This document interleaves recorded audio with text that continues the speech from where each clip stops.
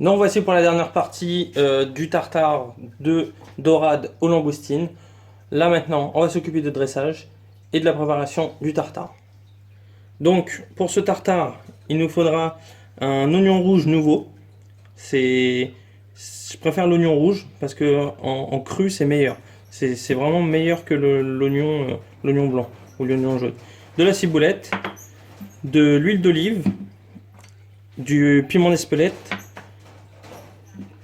une cuillère à café, une cuillère à soupe pardon, de mayonnaise, une cuillère à soupe de ketchup, les oignons rouges déjà ciselés, tous les taillages de légumes, je vous les ferai voir dans la prochaine vidéo, une orange, un citron, les suprêmes levés et taillés en brunoise, bien sûr la langoustine que j'ai taillée déjà, et la dorade que je vais vous faire voir aussi comment on va tailler. Donc pour le tartare, c'est toujours mieux en petits cubes. Vous voyez, comme ça, en lamelles, et ensuite en cubes. Ça sera meilleur en goût et ça sera plus facile à mâcher et à fondre. Pareil pour la langoustine, hop, vous l'avez entière et vous travaillez des petites lamelles. Donc, on va l'assembler. Donc, on laisse un peu de jus, comme ça le poisson il va cuire un tout petit peu. L'orange et le citron. On met la langoustine, on met le tartare, la dorade, pardon, le piment d'Espelette, l'oignon, la ciboulette, la mayonnaise,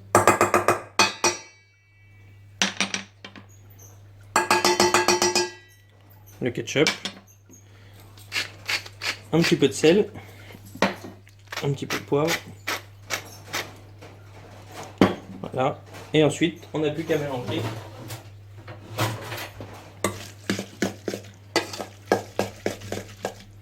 Donc pour le dressage, on va utiliser du radis violet. C'est un radis un peu plus poivré que le radis rose. C'est vraiment très bon. Je l'ai passé à la mandoline pour faire une rosace dessus sur le dressage.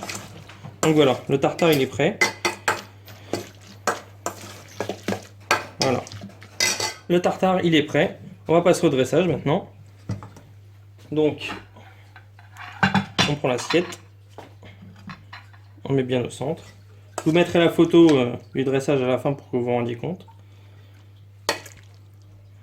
On dresse bien au centre.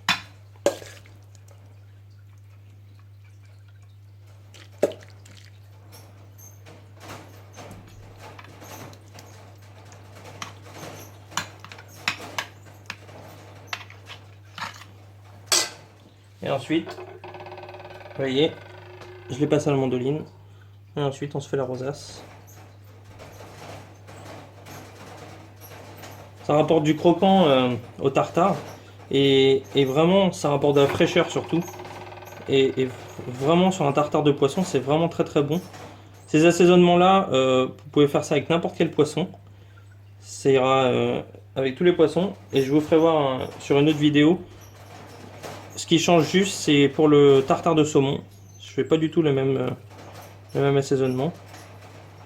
Comme c'est un peu moins de goût, le saumon, on va vraiment y aller plus fort. Donc voilà. Et voilà.